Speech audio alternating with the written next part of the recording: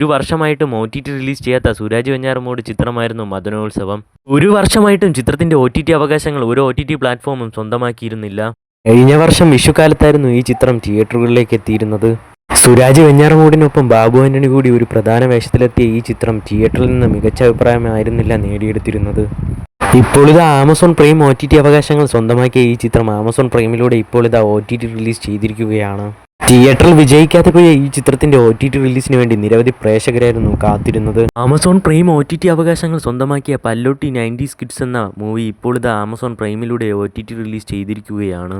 അടുത്ത ചിത്രം തെലുങ്കിൽ നിന്നും റീസെൻ്റ് തിയേറ്ററുകളിലേക്ക് എത്തി തിയേറ്ററിൽ നിന്നും മികച്ച അഭിപ്രായം നേടാതെ പോയ ചിത്രമായിരുന്നു സീബ്ര. ചിത്രം ഇപ്പോൾ ആഹാ തെലുങ്ക് OTT പ്ലാറ്റ്ഫോമിലൂടെ OTT റിലീസ് ചെയ്തിരിക്കുകയാണ്. അടുത്ത ചിത്രം കടകൻ എന്ന ഒരു മലയാള ചിത്രത്തിന്റെ അപ്ഡേറ്റ് ആണ്. സൺനെസ്റ്റ് OTT പ്ലാറ്റ്ഫോമിലൂടെ ഈ ചിത്രം ഡിസംബർ 20-ാം തീയതി OTT റിലീസ് ചെയ്യുന്നതാണ്. ഇതുപോലെയുള്ള OTT അപ്ഡേറ്റുകൾക്കായും സിനിമ വാർത്തകൾക്കായും നമ്മുടെ ചാനൽ മറക്കാതെ സബ്സ്ക്രൈബ് ചെയ്യൂ.